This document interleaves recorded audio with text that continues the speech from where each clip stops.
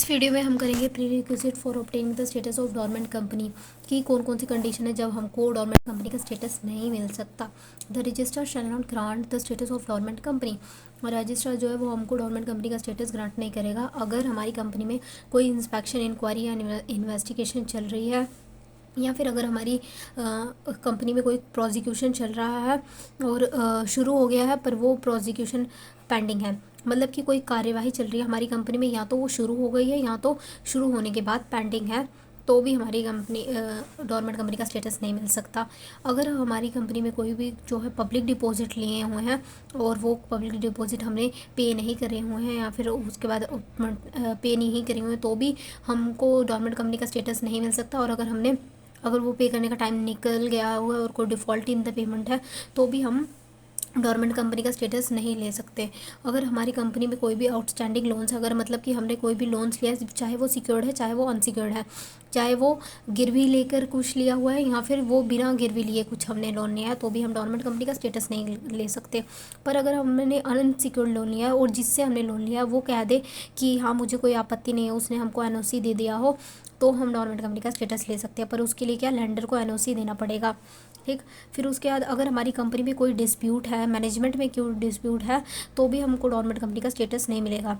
तो फिर dormant company का स्टेटस लेने के लिए ना हमको एक कंपनी को एक सर्टिफिकेट देना पड़ता है जिसमें लिखा होता है देयर इज़ नो डिस्प्यूट। तो फिर अगर हमारी कंपनी में कोई डिस्प्यूट हो तो हमको डोरमेंट कंपनी का स्टेटस ऐसे भी नहीं मिलेगा।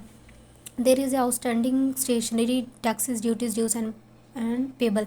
अगर हमने कोई भी आउटस्टैंडिंग टैक्स है या फिर ड्यूटीज़ ड्यूज है या फिर पेबल है, तो भी हमको डोरमेंट कंपनी का स्टेटस नहीं मिलेगा।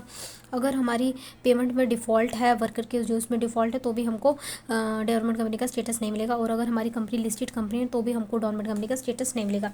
ये इतनी कंडीशंस है, इन सब केसेस में हमको डोरमेंट कंपनी का स्टेटस नहीं मिलेगा। नेक्स्ट हम रिवाइज करेंगे बेनिफिट्स और एग्जाम्पशंस ऑफ डोरमेंट कंपनी की। डोरमेंट कंपनी को क्या क्या बेनिफिट्स हैं, क्या क्या एग्जाम्पशंस हैं। तो पहला है कि अगर हम डोरमेंट कंपनी बनाते हैं तो हमको डोरमेंट कंपनी को ना साल में सिर्फ 2 ही बोर्ड मीटिंग करनी पड़ती है, और दोनों मीटिंग्स के बीच में गैप कितना होना चाहिए, 90 डेज़ का गैप होना चाहिए। ठीक है। बाकी कंपनियों को 4 मीटिंग करनी पड़ती है, पर डोरमेंट कंपनी को 2 ही बोर्ड मीटिंग करनी पड़ेगी। और सेक्शन 8 कंपनी, स्मॉल कंपनी और स्टार्टअप, इन सबको भी 2 बोर्ड मीटिंग करनी होती है। ठीक है।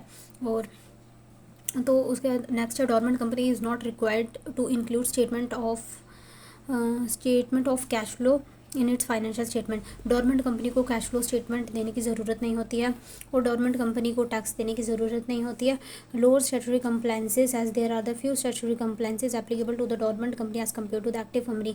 एक्टिव कंपनी के कंपैरिजन में डोरमेंट कंपनी को स्टैट्यूटरी कंप्लायंसेस बहुत कम होती हैं। तो ये भी एक ये एग्जाम्पशन है डोरमेंट कंपनी को। और नेक्स्ट है can enjoy the status of dormant company for a period of 5 consecutive year. अगर एक बार डोरमेंट बन गई तो अगले 5 साल तक डोरमेंट कंपनी के होने का स्टेटस इंजॉय कर सकती है। ठीक है।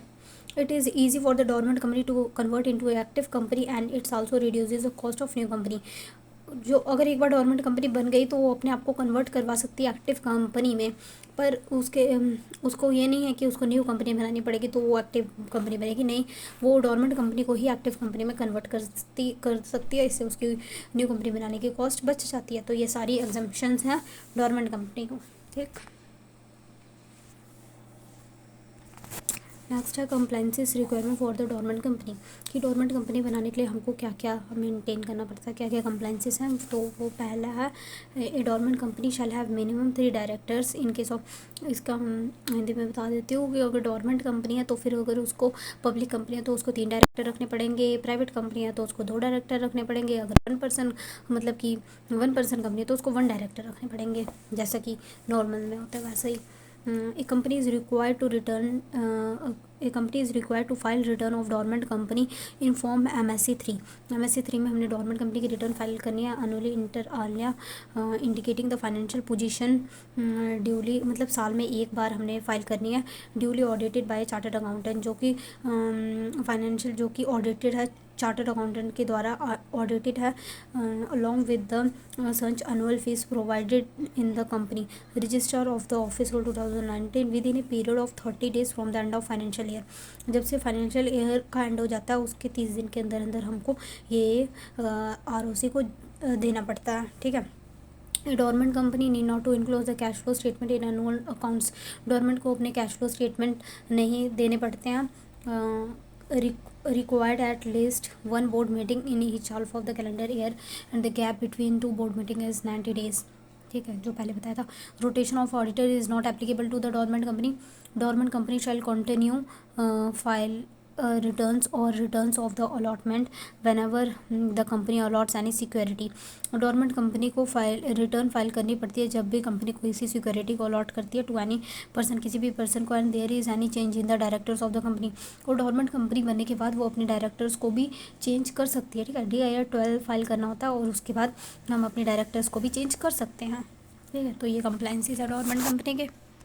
अब इसके आगे procedure to obtain the status of an active company from dormant company की अगर हम एक बार डोरमेंट कंपनी बन के उसके बाद हम कुछ ऐसी गलती कर देते हैं जो हमको नहीं करनी चाहिए, अगर हम ऐसा कुछ कर देते तो फिर क्या हमको वो एक्टिव कंपनी ट्रीट कर लेंगे, कौन ROC हमको एक्टिव कंपनी ट्रीट कर लेंगे। ठीक है, तो सबसे पहले क्या है, एन एप्लीकेशन फॉर ऑब्टेन। जब भी हम एक्टिव कंपनी का स्टेटस लेने जाएंगे ना, तो उसके लिए हमको क्या फाइल करना है, MSC-4, और उसके साथ में हमने MSC-3 भी फाइल करना है, और हमको MSC-5 में सर्टिफिकेट मिल जाएगा एक्टिव कंपनी का।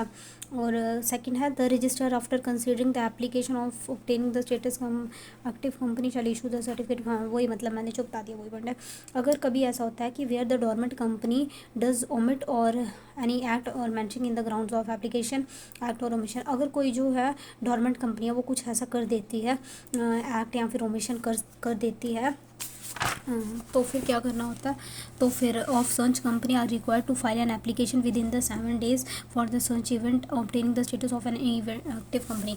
अगर कुछ ऐसा कर देती है तो फिर क्या करना होता है, उस गवर्नमेंट कंपनी को 7 दिन में एप्लीकेशन देनी होती है, मतलब कि 7 दिन में उसको एक्टिव कंपनी में कन्वर्ट करवाना पड़ता है। और अगर वो 7 दिन में एक्टिव कंपनी में कन्वर्ट होने की एप्लीकेशन नहीं देती है तो ROC खुद ही उसको क्या एक्टिव कंपनी ट्रीट कर लेती है। ठीक है, फिर उसके बाद where the registrar has a reasonable cause to believe that the company registered a dormant company under directly और indirectly affecting the status of a dormant company after giving the reasonable opportunity of being heard the company is the registrar can remove the name of the search company from the registrar of dormant company and treat it as an active company.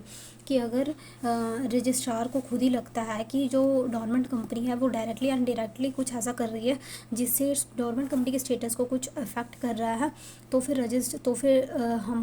ROC क्या हमको reasonable opportunity of being heard, मतलब कि एक बारी ऐसा मौका देगी कि आप अपनी जो है वो आप बोल सको, और उसके बाद वो क्या कर देगी, हमारी कंपनी को, डोरमेंट कंपनी को एक्टिव कंपनी ट्रीट कर देगी एंड सर्च company from the register of the dormant company and treat is an active company.